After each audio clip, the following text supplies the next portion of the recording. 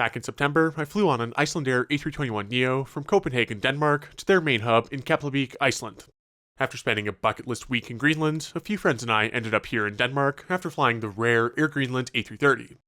In search of another interesting way back home to Canada, we decided to cross another bucket list country off our lists and spent a week in Iceland. Naturally, the first airline that comes to mind for getting there is Iceland's flag carrier Icelandair.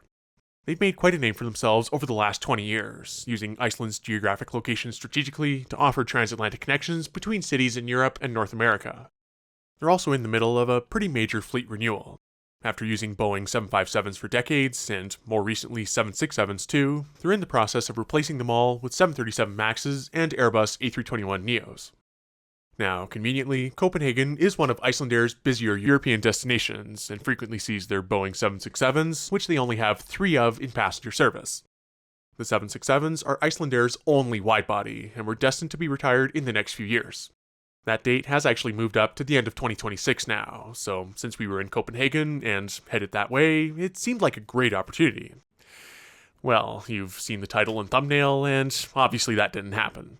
Usually things go about as expected on these flights that I film, and I try to keep things positive because, well, flying is fun, right? Unfortunately, this was one of those rare instances where things just didn't go well, so here's the story. Since our Air Greenland flight arrived later in the evening, we booked ourselves a hotel in Copenhagen for the night. The 767 flight we had booked, with perfect engine view seats I might add, was meant to leave Copenhagen at 2 p.m. the next day. We had checked in online right when it opened 24 hours prior, as we usually do, and things were looking promising just the night before. We then woke up around 7 to the dreaded email notification that something had gone wrong. It seemed that Icelandair had gone and swapped the flight from a 767 to a 757, which from the aviation enthusiast perspective is still pretty unique these days, and would have been an okay trade. Except that the 757s have about 80 fewer seats than the 767s, and so we got bumped to the next flight 2.5 hours later. The aircraft operating that flight was neither of those types, a thoroughly uninteresting A321 Neo.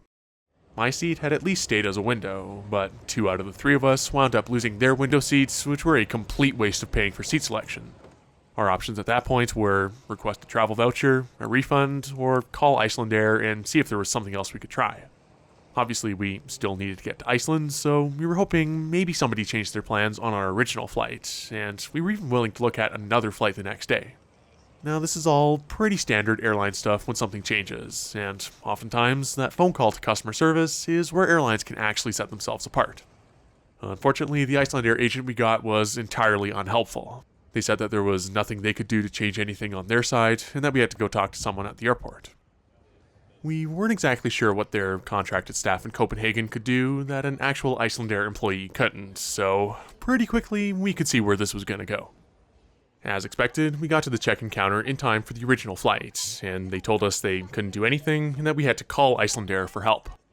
Before we got ourselves stuck in an infinite loop of incompetence, we checked our bags in and had to cut our losses on this flight. So, with the tone already set for the day, we went through security to wait around for a couple hours. We first headed through duty-free, and then towards the gate where our original flight was leaving from. These 757s also don't have much longer with Icelandair, and they retired their iconic Hekla Aurora special livery not too long after this was filmed. To me, these are far more interesting to fly on than an A321 with more fuel tanks. Adding insult to injury, there was also a second 757 here covering for a cancelled flight the previous evening. Oh well, we tried. After waiting around for several more hours, we found our gate for the new flight, and our not a 767 over to Iceland was this less than a year old Airbus A321neoLR, registered as Tango Foxtrot India Alpha Bravo. This was the second A321LR to be delivered to Icelandair in February of 2025. Icelandair has 4 of these as of recording, and they also have orders for 13 of the slightly longer range A321XLR. Although these are nice new airplanes, it's kind of hard to get excited about the prospect of 9 or 10 hour long flights on narrow-body planes, as much as airlines might try to call them game-changing.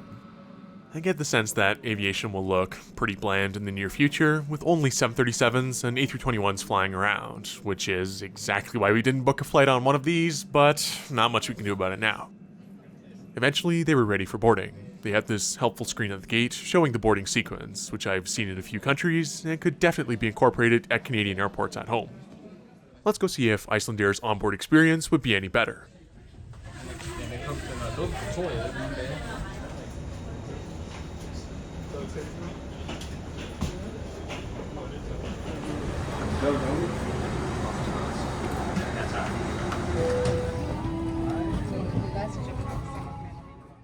Icelandair has a large business class section up front on these A321s, called Saga Class, with 6 rows in a 2-2 configuration. My seat would be right behind that in 7F, the first row of economy. This is, pretty clearly, one of the extra legroom rows on these A321s, and is about the only good thing that got carried over from the 767 booking. It helps that there's no fixed bulkhead behind the more expensive seats, with the exception of the curtain, and the engine view is decent for an A321. Fortunately for passengers, Icelandair kept actual air vents in place, and the rest of the cabin itself is pretty nice. What these newer Airbuses lack in character, they make up for in overhead bin space. The seats also have adjustable headrests, and in this row, the in-flight entertainment monitors are found between the seats. Now, as far as the automatic rebooking went, I think the only reason I lucked out with a good seat at all is because this was the same row number I had booked on the 767. For the friends I was traveling with, though, well, one of them asked for a window seat at the gate and wound up with this. The other one somehow ended up on the standby list with his confirmed ticket and just barely made it on the flight. That could easily have been my situation too, so none of us were terribly pleased. At the very least, we were finally on our way to Iceland, so here's the departure from Copenhagen off of runway 04 right. During takeoff and landing.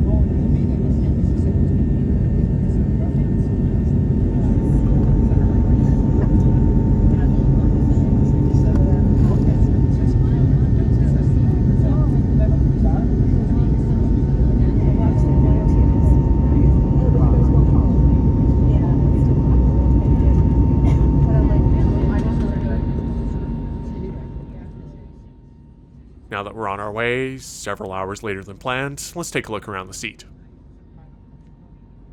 Like most bulkhead rows, even though this one doesn't really have a bulkhead, these seats have fixed armrests with the tray tables in them. When folded out, they'll sit pretty high up and slide diagonally. The seat back pocket contents for all 3 of these seats are found in this pocket on the wall. There, Icelandair had a crisp new safety card for the A321 Neo, a branded and informative air sickness bag, and Icelandair's in-flight menu. There are no complimentary meals or snacks for economy class, even on the North American flights, so everything is buy on board. There were a couple other things for sale, and instructions for connecting to the Wi-Fi. Most of that could be kept in the larger seat back pockets in front, but those have been made unusable for some reason. Here's a regular Saga class seat back for comparison. Eventually, the in-flight service started, and the cabin crew came through first, offering some cups of water before the main service began. It was around that point that we were passing over Norway, with some nice views below for, well, 1 out of 3 of us at least. I'll definitely be spending some more time in Scandinavia and the Nordic countries in the future, and we flew over Kristiansand Airport, some fjords, and saw a glacier in the distance before making our way out over the Norwegian Sea. Eventually, the main service started, and on this flight, only water, tea, and coffee were complimentary. Juice and pop are complimentary on the North American flights only. I went for some coffee, which came in this really nicely branded cup. It tasted alright, but it wasn't until I got to the bottom that I realized the cup wasn't exactly empty. Lovely. Icelandair has this brand new in-flight entertainment system on these planes, which works quite nicely and has plenty of stuff on here, including some Iceland-specific content and a transfer guide for Keflavik Airport. There were also some videos about Icelandair, and an excellent moving map that was easy to use and had lots of different views. The system also has the ability to connect to Bluetooth headphones, which did actually work for me. There is still a headphone jack and 2 USB-C ports for charging. Wi-Fi is also available for purchase, in theory, since it wasn't working on this flight. Icelandair has 4 lavatories on the A321 Neo, with 1 up front for Saga class and 3 in the very back for economy. These rear lavatories are fine. They're not exactly the roomiest, but they get the job done. On the A321LRs, Icelandair has 187 seats, with 165 of those being the usual economy seats in a 3-3 layout.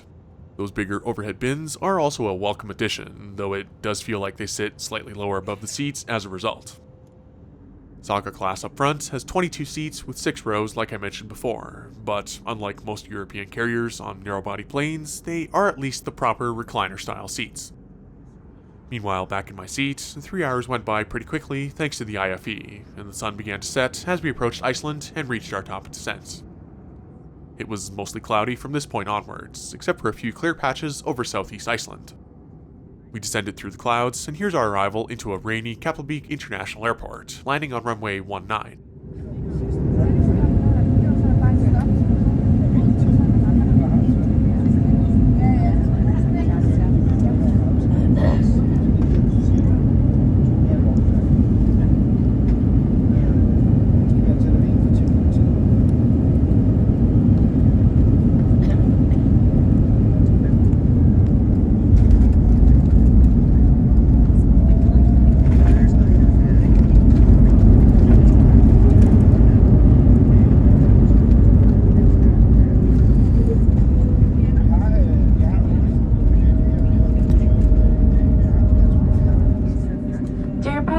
Welcome to Iceland, the home of Icelandair. The local time is 6 o'clock.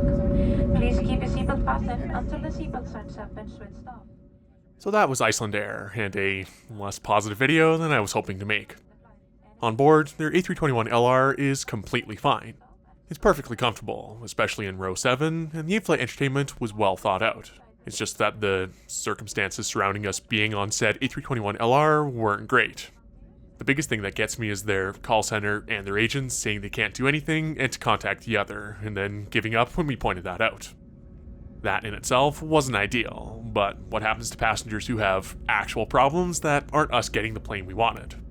I really wanted to like Icelandair, because not only do they have a very unique operation, but they serve one of the most gorgeous countries I've ever been to. Now I'm sure 99% of their flights go fine and wouldn't have any issues, but the whole thing at the start just kinda left a bad taste.